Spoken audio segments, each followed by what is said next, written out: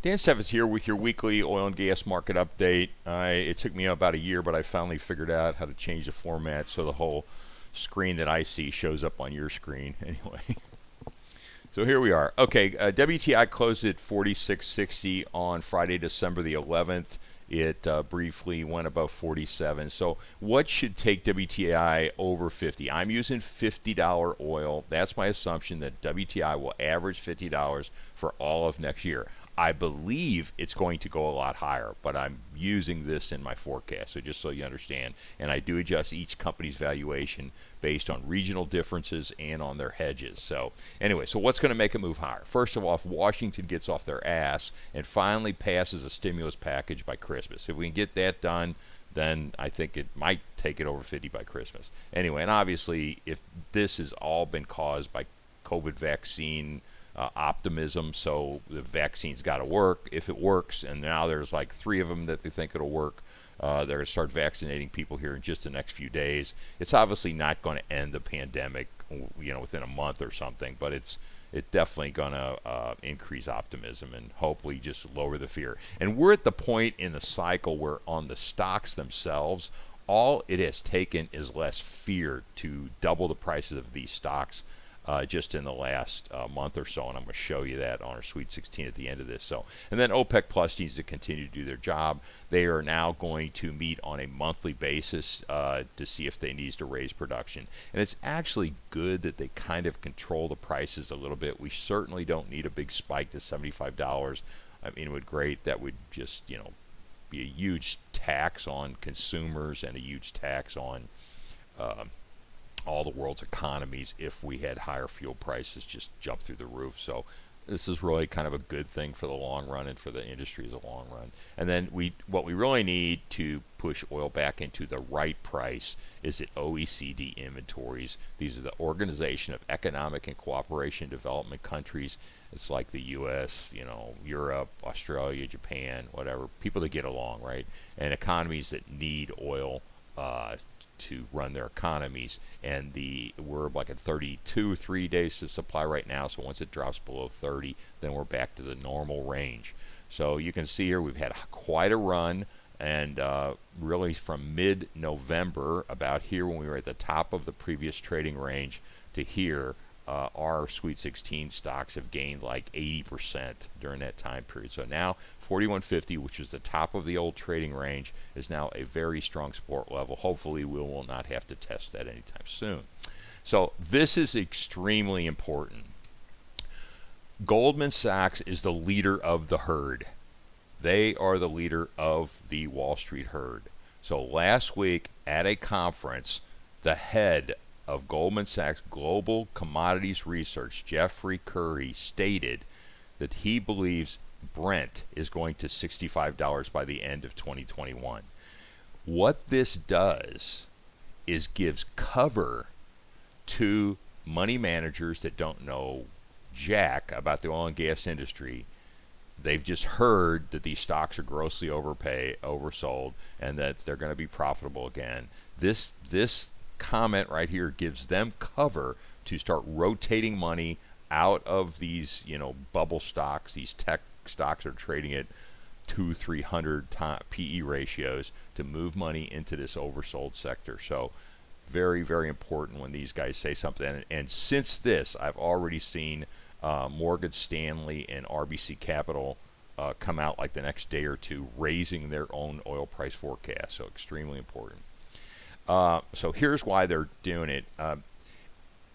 Oil is seasonal. Demand for oil is seasonal. So at the same time we're getting this good news on vaccines, we're also moving through the fourth quarter, which is the low point for oil demand. And as we move deeper into the first quarter, you'll see demand pick up for crude oil because refiners will need to rebuild their feedstock for the demand for summer transportation fuels. And this happens every year, but this year it'll probably be a much stronger demand because it's going to be the combination of the seasonality and the optimism and the global economic rebound that everybody expects. So if that happens, we get back here. Now, we were briefly over 100 million barrels a day of demand. Got to even 102 million barrels a day for a while.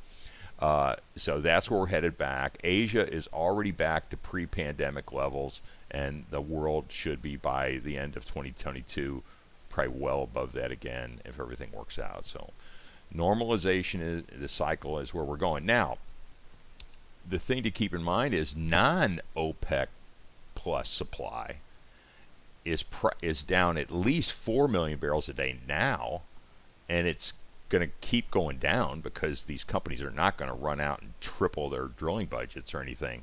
So it's going to continue to decline, and we're going to need, at this point, we're going to need all the spare capacity that OPEC can deliver to meet demand once we get up into here above 100 million barrels a day again. Just keep that in mind. So we're not in a glut, and we won't be in a glut anymore once we get about a year from now. So what's the right price? Well, I'll give you the answer. The right price is in this blue area, which is 65 to 75, which is where we were before the next two cycles came. Everybody kind of thinks this is one oil price cycle that went back to when Saudi Arabia decided to gain market share late in 2014. Remember, we were in an 80 to 110 barrel range for a long time. Everybody was loving it. This is when the shale plays all took off and everything. And Saudi Arabia was worried about losing market share, so they decided to flood the market back then. It took it down there. But that cycle actually ended here when we had this double bottom. We hoped it was there, but it took another stair step down to 30 for a while. And then we had fairly steady, we hung around here in the $50 range for a while, but then it pushed all the way up to 75 before the U.S.-China trade war started. Now this second cycle, a totally distinct and next cycle, is the U.S. and China trade war cycle. That ended with the signing of the Phase 1 trade agreement, or the optimism. At that point, prior to COVID-19 scaring the hell out of everybody, we were headed back to $75 oil. That's what everybody thought on January 1, 2020. Well, you know, we had to deal with this, so we had this big stripe, but fairly much of a V-shaped recovery back to 40. We were in this trading range for a while of, 38 to 42, and now we've broken out of that. So I'm saying this is the third distinct cycle that will end when the pandemic is eventually called off, which it will no matter what. Vaccines work or don't work, civilization has to move on with and live with disease. We live with a lot of diseases, and this is just one of them. And we have to move on, and our economies have to grow. We can't shut down entire states like California and New York. It's just insanity. Their economies will crater because all the small businesses will go out of business. So anyway, quick look at gas. Gas rebounded about 20 cents last week. This spike to 330 happened when we had a very early draw in October, the earliest draw we've had in many years, and that pushed it up to 330. Then it pulled back because we had below normal, or actually a warmer than normal November, pushed this down, and now we're starting to get some storms moving across, so that should get it back up to $3. But what should push it over $3? Well, first of all, last week's draw of 91 BCF from storage definitely helped. That's what got us about 20 cents here. We just need some real winter weather to start rolling across, and it looks like it will. There's really what's not being discussed too much is how strong the market is for U.S. LNG. We're actually exporting about 11 BCF per day of LNG, and there's high demand in Asia. The Asian and European gas prices have gone over $7 an MCF, so there's a big profit margin if you can, get gas for $3, freeze it, and ship it over to Japan. You can make about a $2 profit on that shipment per MCF, and that's a lot of MCFs. And then gas storage should move below the 5-year average. Even if we have a warmer than normal winter, we should be below the 5-year average by the end of the first quarter in storage. And U.S. gas production is down. It's down about 7 or 8% year over year, and demand is going up for exports. And also, as the pandemic ends, industrial demand is going to jack up, and we always have more demand for power generation anyway. So demand will come back. Production is down. It's the recipe for higher prices. But the thing to keep in remember, this is a 1-year charge, so all of our gases are in much better shape than they were a year ago. I mean, here's where we were headed into last year. We were down below 225. This is a 225 line, so we're already 30-40 cents above that, and likely to end up back in this range. So this is what's going to do it. Mother Nature's in charge of the gas market, whether we like it or not. And if this moves over here, when you start having blue and purple around the Great Lakes, that's when you get these triple-digit weekly draws from storage.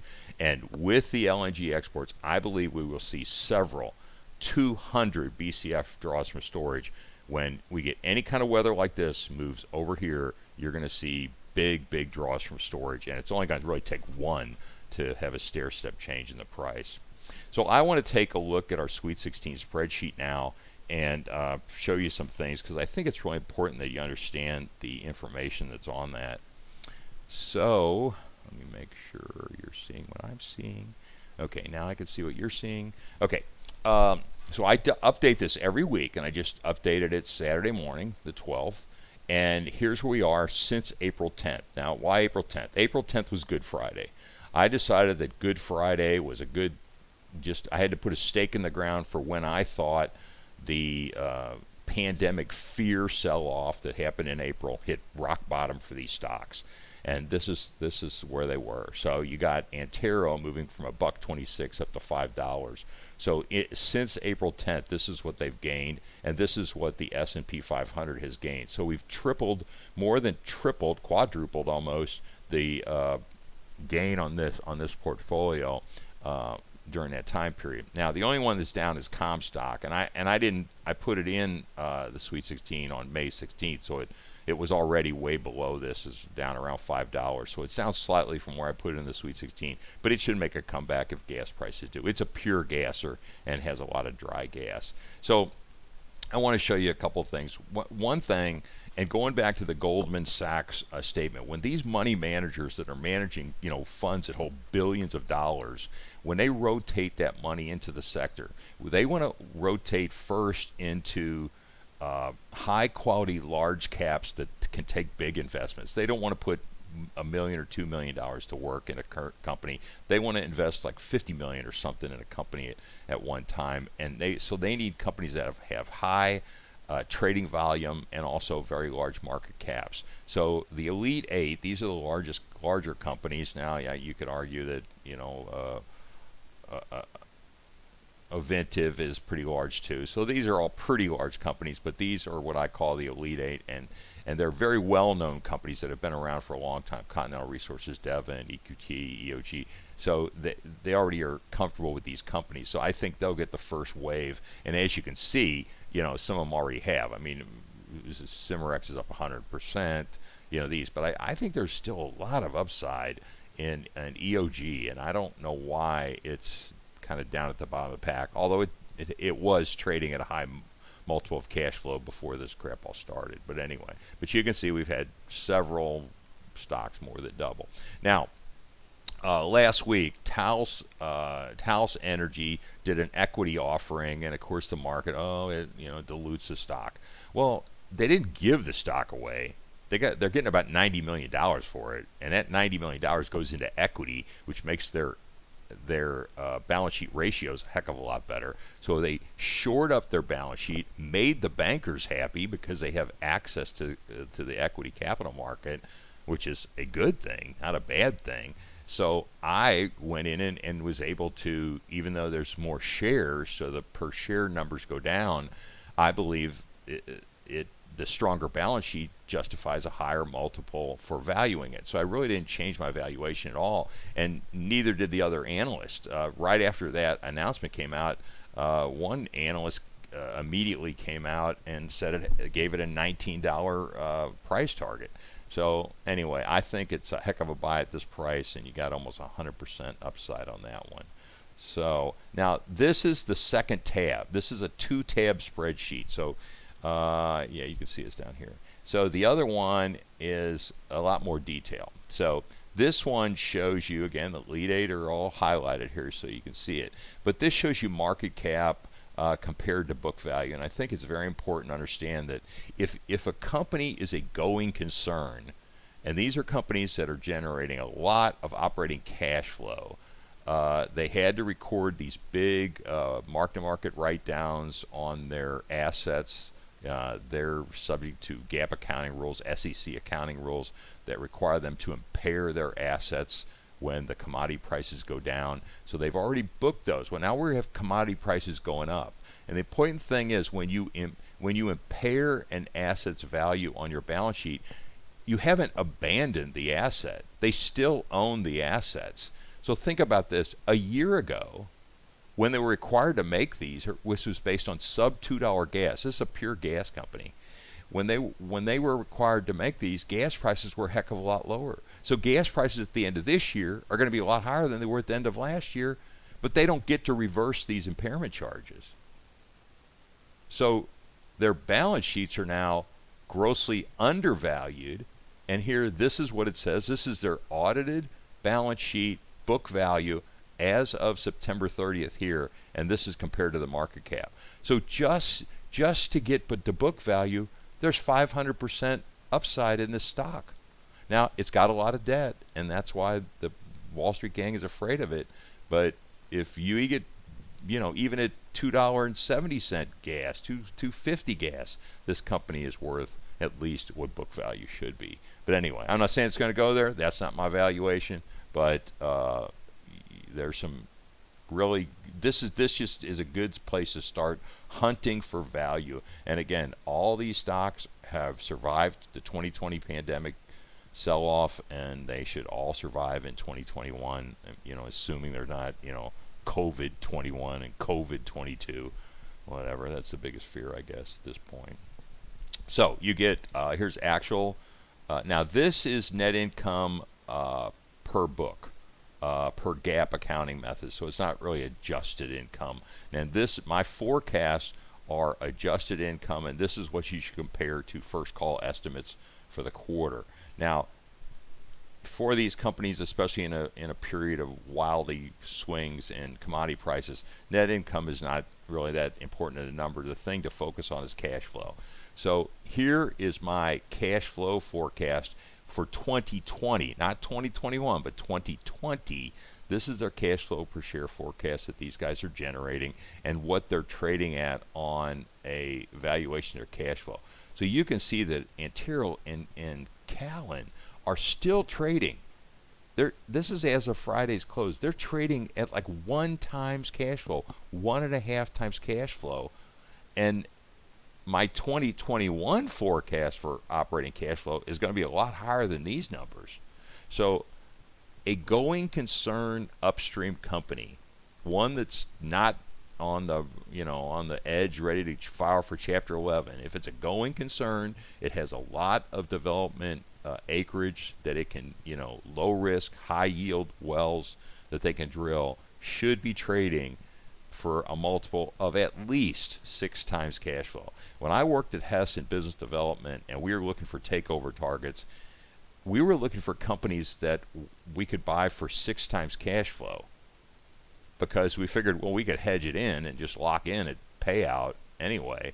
So, these are screaming takeover targets, but the problem is with the M&A market is low because you got to have access to a lot of debt and a lot of, if you're going to do big takeovers. So anyway, but there's been a few, Parsley's merging into PXD. You got XEC's, Cimarex is closing a merger. Continental is closing a merger. So anyway, and this also tells you way out here that we've updated all the profiles on these companies that are brown, and I'll start putting in when the date of the fourth quarter earnings release is coming out here. But there's a lot of information here, but these columns over here are very important to understand so you can see the value of what these are. Now, this is updated on the EPG website every weekend. I double check my valuations. I double check. I update these first call price targets, and if I see something that's pretty drastic, I will, look at the individual forecast valuation model. Now, also under the Sweet 16 tab, once you click on that, you'll see the logos of all these companies appear. And if you click on that logo, like for Callan, you click on the Callan logo, you'll see the updated profile, which you can read. Next to that, you will see the updated forecast valuation model, which is an Excel spreadsheet. It's a macro-driven Excel spreadsheet, and you can download that spreadsheet to your computer. And on your computer, you can go down and change the commodity price assumption. Say, okay, what if oil goes back to 40? Put $40 into the forecast. What if oil goes to 60? Put $60 in for the forecast assumptions. And the model will automatically update revenues, net income, and cash flow per share will all be automatically updated by the macros. So they're very valuable tools, but just looking at this little snapshot thing every week, you can start to really see some trends, and since I update it every week, especially the thing I'm looking for when I update these first call price targets, I don't care that they're way off. Are they moving? Is first call's price target moving toward my valuation? That's more important than where it stands in relationship to it. Because what that means, if this goes up even by 5 cents, that means another analyst updated his price target and fed it over to Reuters. All these is the average of the price forecasts that are on file with Reuters. First Call is a service provided by Reuters. They do not evaluate the models at all. They just take them as fact, and they just show you the average. That's all this is. And a lot of them are dated. There's price forecast average in this that are 6 months old, and that explains why this is. Now I can go to tip ranks and see which ones very current models. So I'm looking at what's happened in the last week or so, and you can see that on tip ranks if you have access to that service. I am putting 3 or 4 of the most current price targets at the bottom of the individual valuation spreadsheets. They're in the lower right hand corner of each company's valuation spreadsheet. So anyway, that's it for now. Go to the EPG forum, and I post a Sweet 16 update every Saturday morning, so you can see that and put in the ones that jump out at me and discuss it. And that's a great place to ask me questions about any individual company in the portfolio. Okay, that's it for now. Again, if you have any questions, please post them to the EPG forum.